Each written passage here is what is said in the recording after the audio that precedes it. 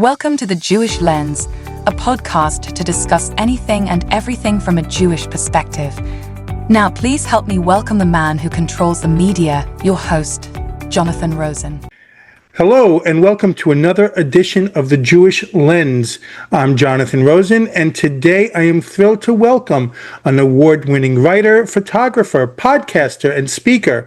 Her books include The Winter Boy, Jojo, Of Being a Woman, and Daughters of Eve. Her podcast series features interviews and discussions with writers, artists, tech innovators, and other creative thinkers. Her photography includes the American Hands Project, featuring traditional tradespeople, and we're going to discuss all of it. Please help me welcome Sally Wiener Grotta. Sally, thanks so much for joining me today. Well, I'm so delighted to be with you, Jonathan. Thank you for inviting me. Well, we have a lot to cover, but I always like to start by going back with people. So where did you grow up, and what was life like for you and your family, in particular with regard to Judaism? Okay, I grew up in Philadelphia area, and my father was first-generation American, so my grandparents on his side were immigrants from Cherkass, which was a village in the province of Kiev, which they always called Russia, and of course we all know it as Ukraine now. My grandmother's from Kiev, so yes. Yes, and my mother's family was from, well, it depends upon when the border was, where the border was when her grandparents were born. They either Germany or Austria, excuse me. And my grandfather on that side came over when he was like so young, by himself. Oh, no, excuse me, not by himself. His elder sister took him. So it was just the two of them. She was just a few years older than he, and they came to America totally without anything. And Wow. They didn't have people meeting them like my grandparents on the other side did. So, and he was a very much self-made man who always had a street kid mentality. And I never knew him, but his name was Saul. And he died before I was born. He was not Solomon, he was Saul. And so I am Sally. I was never Sarah. I'm named after Saul. so they came here young, like basically by themselves, really. Yes, on my mother's side, yes. That was in the, they were in the Germanic immigration, which was earlier than my grandparents on the other side. Oh, that's incredible. What did your family wind up doing? Well, he ended up being a serial entrepreneur and doing quite well for himself. And he married quite a rebellious woman, my grandmother, who I am very, very, very proud of. She was an activist from a very, very young age. She told a story that I always loved. Her best friend and she used to secretly disappear into Greenwich Village, which was a den of iniquity. Oh my goodness, it was a terrible place where all those socialists and crazy people were, and the white slavers could catch them there too. And they would go visit, spend evenings with their political activist friends. And she and her girlfriend would say, "Oh, I'm staying at her place. I'm staying at her place." And they would, and they disappear into Greenwich Village for an evening. And one evening they came back, and my grandmom was staying over with, I don't know, one of them was staying over with the other. And my grandmom's friend said, "He asked me to marry him." And Grandma said, "Well, you love him, right?" "I can't marry him. He's a nobody. He's going to do nothing. He's a big mouth. I can't marry him." "Do you love him?" "Of course I love him, but I can't marry him." And it went on and on probably until dawn. And a few years later, my grandmother visited with Mrs. Ben Gurion in Israel. Oh, wow. Okay. So she was in that crowd.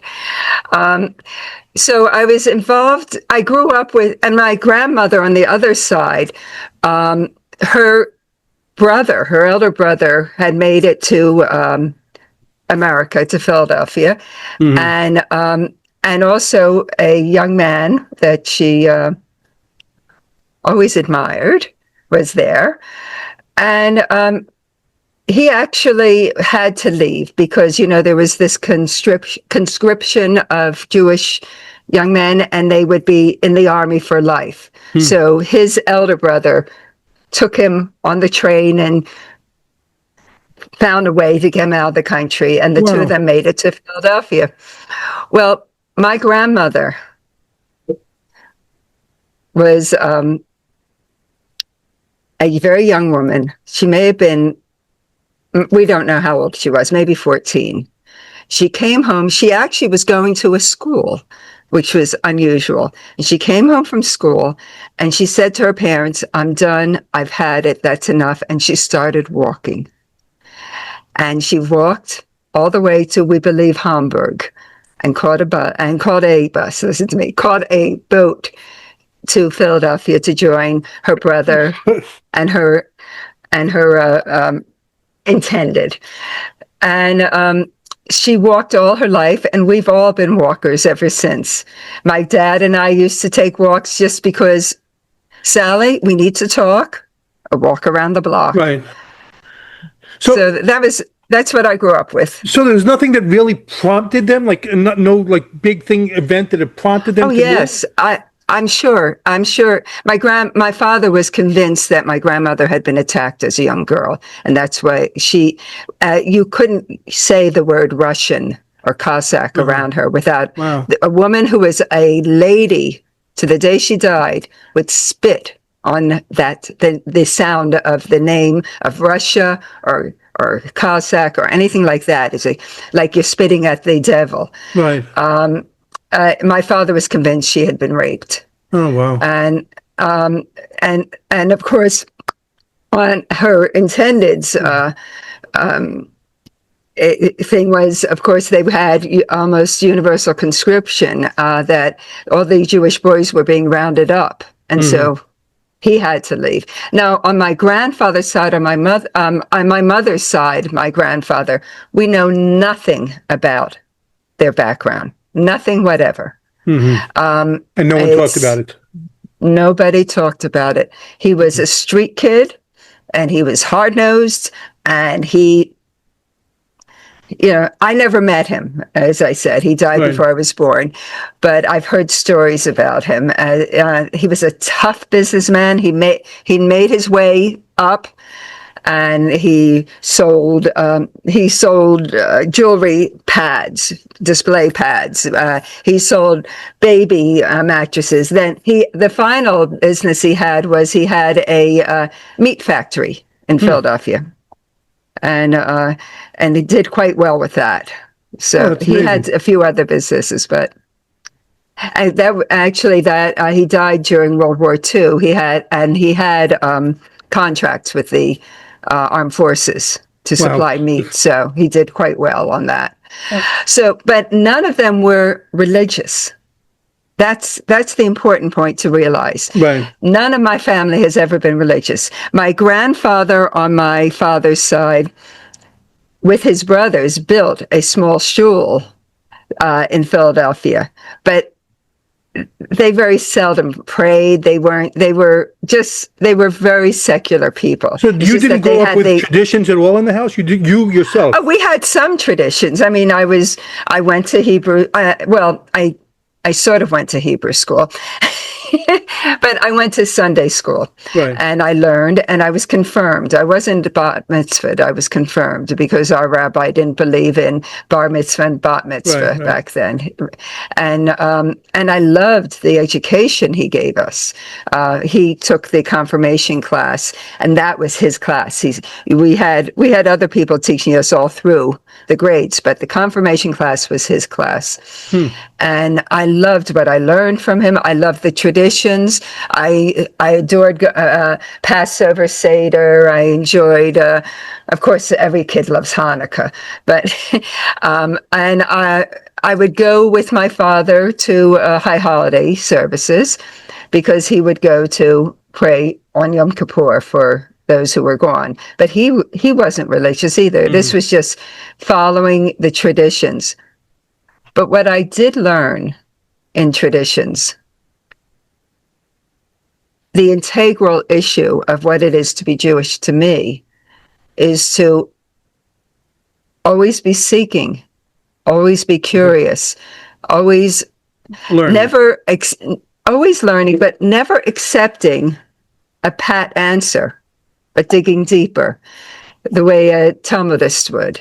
And I grew up with intellectuals, where I was the kid on the rug. I was the youngest kid in the generations. And I'd be the one that, all the teenagers would go off running around, and I try to follow them, that they'd shut doors in my face or whatever. And I'd end up on the rug where all the adults were arguing and talking. And they were brilliant people. And I would say that is one of the greatest Jewish education I could have had. Well, it was...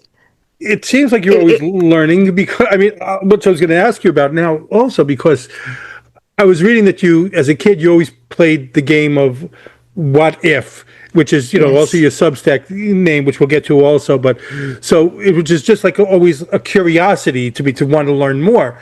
And so is that what led you to want to be a writer? Just by doing that? Well, my mother's side of the family were storytellers. Okay. Always were storytellers. My mother's sister was an actress, so her stories were incredible, but so were my grandmother's, so were my mother's. And when my mother, I was one of those kids that just would not go to sleep without something. I had to have fairy music on the radio. Right. That I didn't have a radio, so she'd have to turn her radio on really high so I could hear it.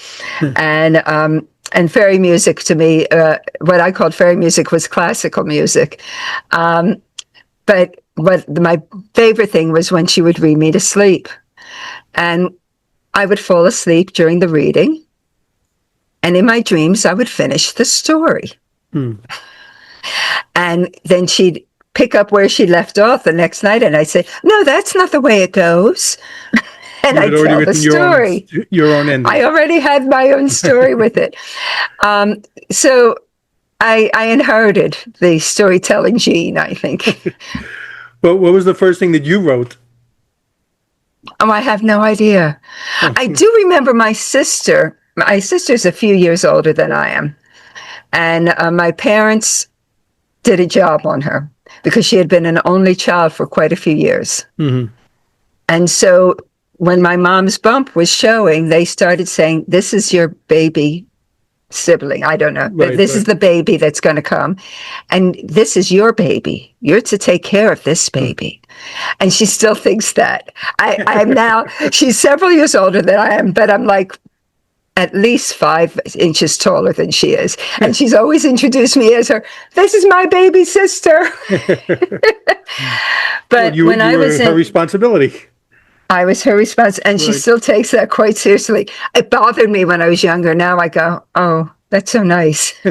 So, that my sister still deeply cares enough to want to take care of me. So when did you first start saying that you wanted to be a writer? When did you first get that feeling? Okay, well, that's my sister. There are 2 people that did this. My sister was the first. When she saw that I was scribbling poems on pieces of paper, she brought me one of those composition books. Remember the ones, that black and white marble cover? That was perfect bound, so you couldn't just tear pages out. Mm-hmm. She brought me one. She said, you're to put every poem you write into this book, and you're not allowed to tear it out. You can rewrite it on another page, but you can't tear it out. And when I filled that book, she bought me another a few years later. That's great. And so I feel that she was the beginning for me. And then I had this teacher in high school. I had transferred to a school, to Friends Select. It's in Philadelphia. Mm-hmm.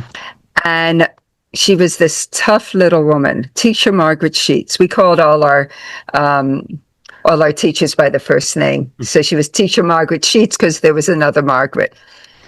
Well, Teacher Margaret Sheets was a frightening woman to me. She was tough. And I turned in my first paper to her. How old was I? I think I was in 10th grade. I was in 10th grade, yes.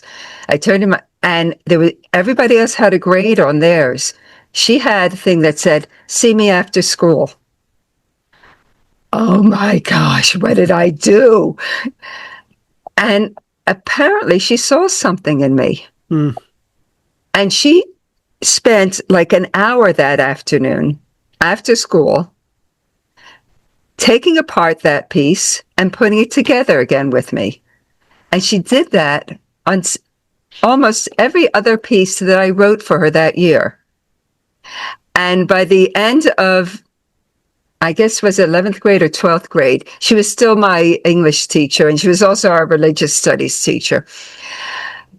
She had decided that I was to be on the council that produced the school's literary magazine. And that's, so I'd say it's Amy and teacher Margaret. And of course, Graham's and Hetty, my Aunt Hetty, and my mother's storytelling. How could I help it? Yeah, for me, it was also a teacher in high school that also pulled me aside after class. So, you're supposed to get that encouragement from your parents, but when someone else does it, it's validating. Yeah. Yes, a little bit. So is that what you went to school for later on? Did you go? No. No? What did you go to school for? I was pre-med. Really? Okay. Every woman in my family and my extended family, the aunts and uncles that weren't really blood related, but they were still our family, where we had Thanksgiving and Seder and everything with them. All the women who were not housekeepers were doctors. And I knew I didn't want to be a housekeeper. The only exception was my mother's sister, who was an actress. And she was rather successful as a voiceover in commercials and animations and such. So I initially went to school for medicine. I liked the idea of helping people. I was pretty good in science. I'm fascinated by science. And I was very good in math. So I figured I'll be pre-med.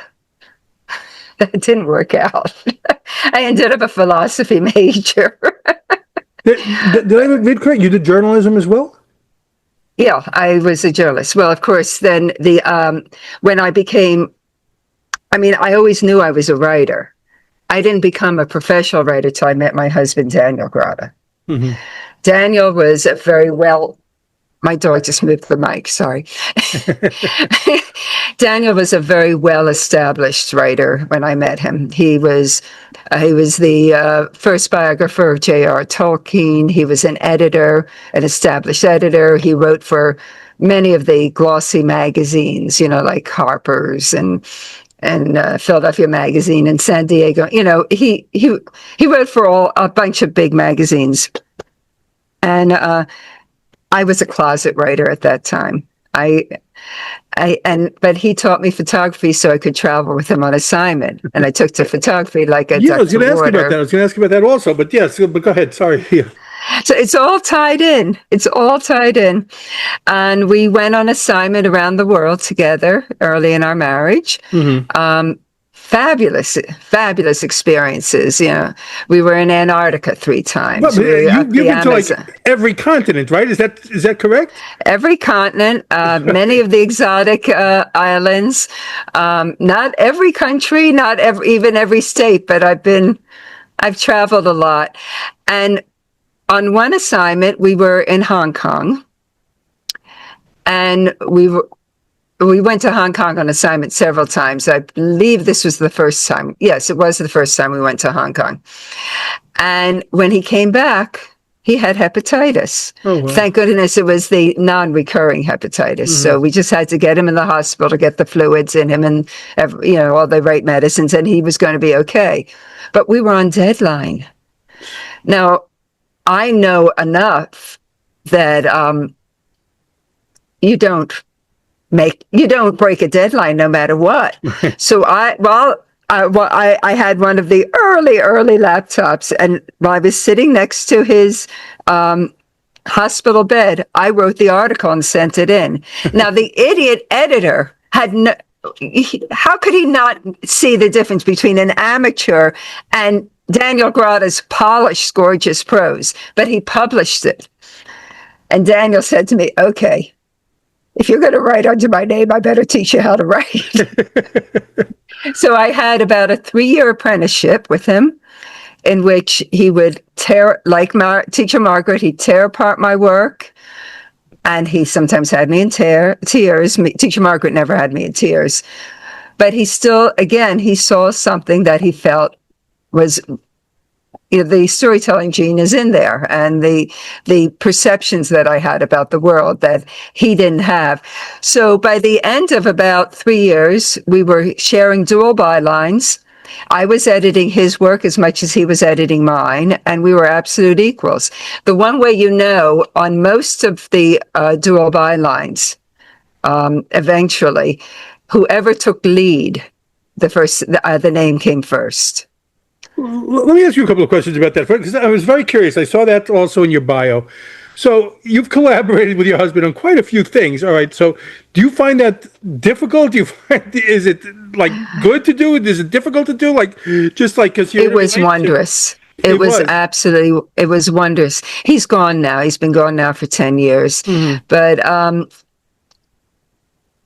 we were on a different plane. I don't know how to explain it. I'd have an idea and he'd take off with it, and we'd build on each other's ideas, and the creative energy. If you've ever been to a writer's retreat and you have that kind of collegial atmosphere, or an artist in residence, you have that kind of. I lived in that kind of collegial atmosphere. It was intriguing. It was mutually respectful. Our biggest arguments were on commas. I do not appreciate the Oxford comma. It is grammatically incorrect. And on split infinitives, because sometimes he would split the infinitive with an adverb, and I'd say that's not correct. He said, yes, but it sounds right. And he was correct. Well, if there was ever a disagreement on an issue, who had the final say? I don't think we ever had Dudley, huh? That deep a disagreement that one didn't already. If one had a good reason for it, the other one would say, "Oh yeah, that's correct," or go with it. See where it takes you. I don't think. I mean, of course, we had arguments, but very seldom about our writing. It was more about, as I said, it was about grammar sometimes. And punctuation. About who put out the dog last. Right. Why didn't you take care of that? The normal things that people argue over. So you traveled so much, you said. So you've been to all 7 continents. You've traveled so much. So how does that help define you? How did that help shape you as a writer, getting to see all those different cultures? It was, I'm trying to think of how to describe it. I'm omnivorous as far as my creativity goes, in that I swallow so many things into me, and I need stimulation, and I need it from all kinds of things. I need it from conversations with you, Jonathan. I need it from going to art museums, and I need it from meeting people who are different from me, who think differently from me, or have other cultures. And it all goes into this creative chaos I call my head. And I don't always know where the final result comes from, but I know it's all feeding into that experience. I get bored easily. I mean, really easily. And then I have to go into my head and just go visit all the people I've known, or the things I've seen, or the places, or the people I dream of, and the ideas I have for this story or that story. Or right now, I'm very involved in developing a new novel, and I'm living with them so much. And but if I have to sit still, if my mind has to sit still, I can't do it. I just can't. So traveling to all those cultures, I learned so much, and I met so many interesting people and saw such beauty and such sadness in this world. And I've always had a little bit too much empathy, but this gave me a lot of sensibility that underlying the empathy that made me, I can see what's going on in my mind's eye because I'm a photographer. It's all in visuals to me, or the sounds of music, or the sounds of voices, or the sounds of laughter or tears or whatever. It's all in there, and I just absorbed it all. And I'm still things are still coming out of me that are inspired by that, or the synthesis of this experience in Papua New Guinea and that experience in Antarctica come together and form a whole nother view of the world that I didn't know I had. Have any of these incidents made it into any of your work, your books? All of my books. But as I said, I can't tell you exactly where everything came from. Okay. I can tell you that the energy of learning all this stuff and having it be there blossoms into something larger. And synthesis is an important issue for me, where it isn't just that I saw these things, but they fed and fertilized other ideas. Sure. So that you're always pulling in from this book you read, and this person you met, and this dog who's trying to nudge me because my hands are moving. I can't talk without moving my hands. That's another thing of Judaism. Well, that's Jewish. Yes, that's a very Jewish thing in general. Or Italian. Right. Yes. They're very similar. So let me ask you about some of your books. I want to ask about a couple in particular. First, Jojo, I wanted to ask about because it was singled out by the Jewish Book Council. All right. So what do you remember when that happened, and your feelings when you found out that you're getting this honor from this place, this esteemed place? I screamed. I was downstairs, Daniel was upstairs, and I literally screamed, and he came running. Is this just something that just came out of the blue? Had you submitted anything, or they just the book had been submitted, but then they made it one of their network books, and it was just, oh my gosh, oh my gosh, oh my gosh! I was screaming until he came down. He ran down the stairs to see. He was worried that something had happened. Jojo, talking about the threads that happen, the things that are fed into my mind. Mm-hmm. I was walking with with our dog Scamp at the time, and I was thinking about a boy that had worked for us.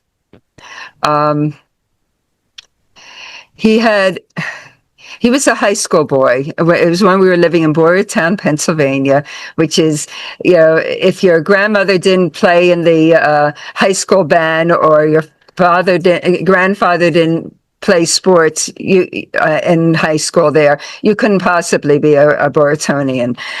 But we met this boy who was a football hero. He was a big football hero. He was.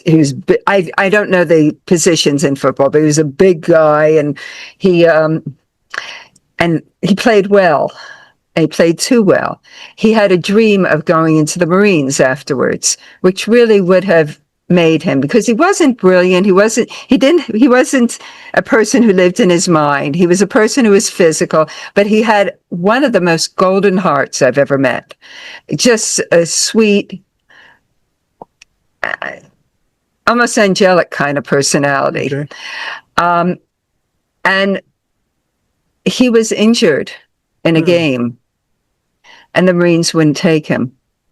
And we moved out of Boyertown, and one day we came back to see somebody in the neighborhood, and we pulled into a gas station, and there he was limping to fill up toward us to fill up the gas tank. And that was the inspiration for Joe, for the boy in Jojo. I just came home. I saw that incident And then I saw, well, what if, and maybe, and what if, and I came running home and started typing. Wow. So it's just, you never know where the inspiration is going to come from, and sometimes you don't even know where the initial inspiration came from. Sometimes a character is born with her name intact and a problem, and you don't know why, but you have to start typing, and suddenly you have the opening of a story or a novel or an essay, and you just have to keep typing and. Been there, right? Yes. And then years later, maybe something comes out of it. Well, tell me about your most recent one, Daughters of Eve. Oh, I love my Daughters of Eve. I have it here. I love the illustration. It's after a Matisse painting that I adore. Daughters of Eve are essays that I wrote in reaction to research I was doing for a novel that took me many years to write, and I only recently completed it. And it's the story. The novel is it's called Women of a New Moon. At least that's the working title. Who knows when I get a publisher what the title will be? Right. But it's the story of women who gather to discuss. Modern women, contemporary women, gathered to discuss women of the Hebrew Bible. And it's in the aftermath of a horrific anti-Semitic crime, the torching of their synagogue, fatal torching of their synagogue. So I had this great idea for a book, but I didn't know enough Torah or enough Tanakh to be able to write it. So I went up to my rabbi many years ago, and I said, I have this great idea, and I don't know how to write it. And she said, okay, we're forming a women's Torah study group, which the book is about, a women's Torah study group. And I started researching the women of the Tanakh, and I got a little irritated by the interpretations and how over the millennia, these stories that were very tiny stories in the Tanakh, in the Bible, and it's very sketchy. The women are very seldom full blown. I mean, Naomi and Ruth are pretty well defined, but none of the others are really well defined, and yet they've been interpreted and in ways. However, the culture or the people in charge of the culture wanted women to be and expected women to be. And so I started writing essays about my interpretations and more my questions than my interpretations, but my thoughts on it. And when my rabbi saw it, she introduced me to the publishers at Bait, who are just incredible people. And in discussion with them, we decided, because I asked so many questions, it would be a good discussion workbook and journaling guide. And like the first question, the first essay starts with the question: if you were Eve, or if you could be transported into Eve's body, just moments before she picked the fruit of the tree of knowledge, would you pick it? And why? And it goes into a lot of things of how it's been interpreted and why, and my feelings about it, and the issues of what is morality, what are ethics or morality if you don't know the alternative. If you're told to do something and be good, and you don't know what bad is that a choice, a moral choice to do right? My interpretation, personally, is that was the first step of becoming a human being. To do the bad. Not to do the bad, to question, to look, be curious. Because there was no bad, because all they knew were good. They didn't, there is no sin mentioned in the Tanakh there. You do know that. That's a Christian thing. It's, I guess God punished them, but that wasn't fair. But then maybe that's like the parents of a teenager saying, okay, go to college and learn a few things. I'll bring you back when I'm ready for you. So the whole book So- is essays along these lines. Yes. Well, let's see. What are some of the titles? What it's about? Okay. Okay. Sarah and Hagar. It's Sarah and Hagar. It's what if they could have been friends, and were they really friends? And these are men's interpretations of their relationship. What if, or if they had been friends? How would that have changed our history if they had forgiven each other? And what if, let's say, Sarah didn't die after hearing about the Akita, the almost sacrifice of her son? What if she had gone with her son to Sarah and Ishmael and lived with them? How would they have changed our lives? And have we ever been stupid and cruel or whatever? Things like that. Rebecca, who just rushed forward. She was ready to leave her family and go to the strange man with a strange servant to a cousin that she never knew. And it's reckless or brave, manipulative or forward thinking. There's, Rachel and Leah, Bilhah and Zilpah, the four wives. What is this? How does this represent sisterhood, the bad and the good? And it's a complex tapestry that sisterhood always is. So I even have a chapter on Pharaoh's daughter, the first righteous Gentile.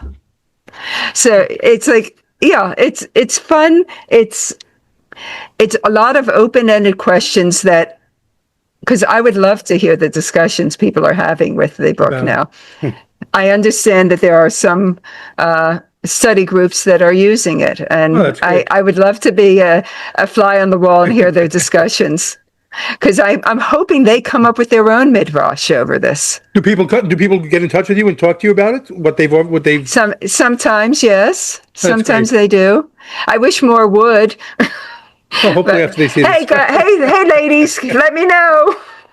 I also wanted to ask about which looks fantastic, your photography book, American Hand. So, where did this idea come from to do it, to do this, and what prompted you?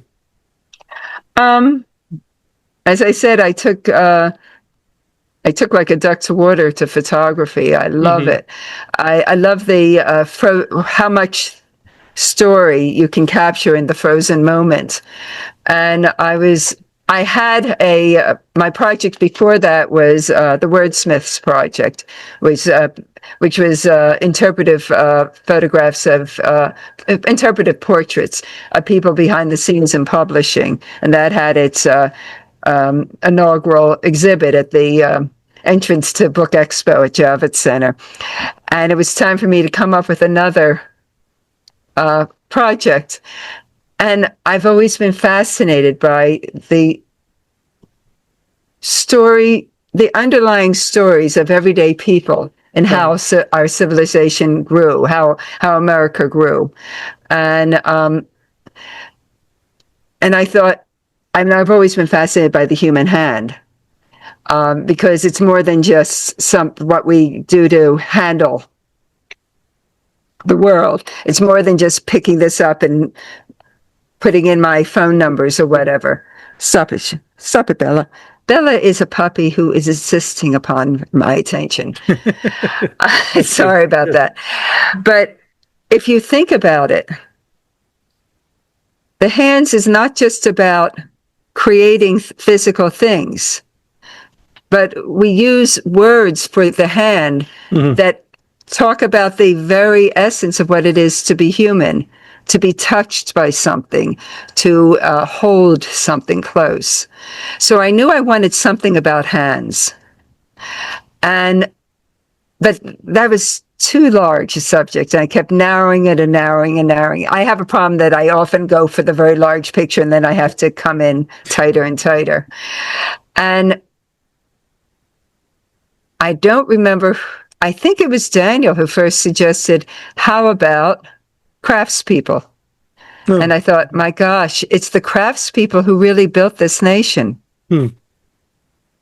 And so I decided, oh my goodness. And so what I tried to do with American Hands was I would spend time with a weaver, a spinner, a bookbinder, whoever it was. And I tried to capture their story with photographs while they are telling me their story of how or why they're in the... While they're doing what they're doing. While they're doing what they're doing, yeah. Or setting up to do what they're doing or whatever it is. And it was... I met some amazing people. Interestingly, every single one of them had a very strange sense of humor, and they would have me laughing or smirking all the time. I don't know what that's about. I'm sure I could write a few essays on what I thought that came from. I also want to ask about because the book looks fantastic. I also want to ask about your podcast, because you have a podcast too, a video podcast, and you do a lot of interviews. So when did you start that? What brought it about? What made you say that I would like to? Because this seems like a natural progression from the photograph book, kind of. So what made you? Yeah, what made you decide that I want to do this now also? Well, I'm a journalist. I love interviewing people. I love talking to people. And Daniel and I had an early video interview thing on that we published on YouTube years ago. And I'm no longer doing journalism, or I was no longer doing journalism, or print journalism. The glossy magazines that I wrote for were bought up and closed down, and budgets were slashed, and it just wasn't a worthwhile industry anymore. Not worthwhile, viable. It was no longer viable for me and I missed interviewing people. I really did. And I realized I have the ability to help people understand how to speak the way you do. You're also very good at asking a question that gets a person talking. And I thought, gee, these are the people I want to meet. I want to talk with them. And I actually have two video podcasts now, because I have my What If, Why Not, How, but I'm also doing it for Judith Magazine on Substack, which is a journal for art, Jewish arts and letters. Okay. And it's a wonderful little magazine with quite a following. I have to see that one. I saw the other one. I saw a lot of the interviews you did with the other one. They're really good. Yeah. But I told you, I'm hungry for stimulation. I'm always hungry for stimulation. Also, being a writer who works on novels and essays, I spent a lot, especially after with COVID, but my life generally is I spend a lot of time alone, and I need intellectual stimulation. Yeah, sure. And being able to talk to a scientist or a fascinating artist or a fellow author, it gets my mind. It brightens my life. It brightens my mind. It gives me that dynamic that I need.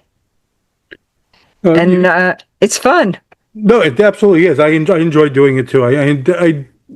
You have to have like a natural curiosity also about just to learn something about people, right? So you mentioned Substack, and that's when you and I first met, is on Substack. That's when you and I first started interacting. So you do have a new Substack for yourself, kind of now too. So can you tell us about the new Substack and what people can expect to see there? You can expect to see, of course, videos, interviews, but also essays about just about everything that I can think of. I I mostly write because I don't understand our world, whether it's my essays or my novels. I don't understand why people can be cruel, or why people can, why anybody would seek to cause pain to another. There are things that make no sense to me. It takes too much energy to do that. Life's hard enough. Why give yourself a task that's hard to do? And so these questions evolve into essays, as they did with my Daughters of Eve book, right up there. And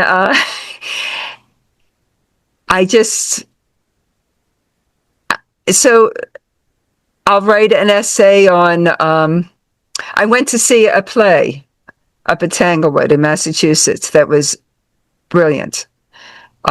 It was based on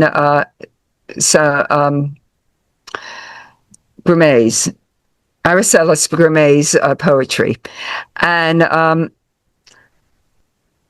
And she said, it was about the heritage that she has as a Black woman.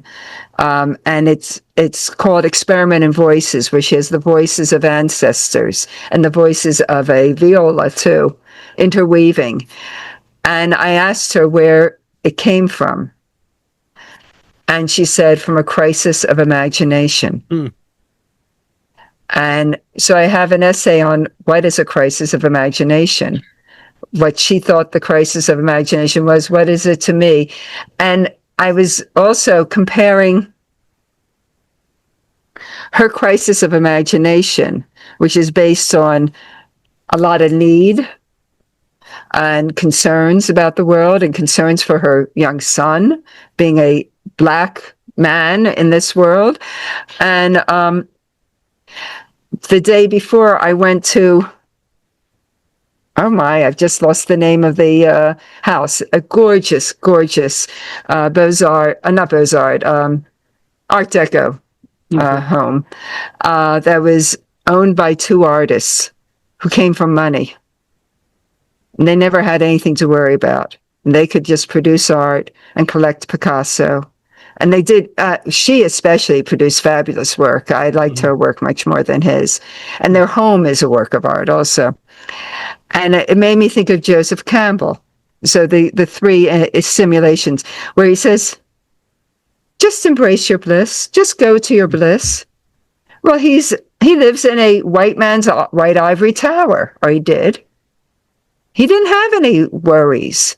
It was very easy for him to say, go to your bliss. So I was exploring those issues, the convergence of those issues in my essay called Crisis of Imagination. So it's those kind of things that you'll find on my Substack. Yes, and so what you mentioned something that you were working on. What are you working on next currently? Well, I have all this research about the women of the Hebrew Bible, the Tanakh, right? Right. And they're all women who had little or no voice. And I thought, well, again, I could talk about all kinds of reasons why and how and all that. I knew I wanted to use it, and I wanted to base characters on them, but give them voice. And I love American history. Same, yeah. And so I'm creating a magical realist novel, a generational novel of a family of women spanning from a woman called Eve who came to this country in 1868 and who was a rug weaver.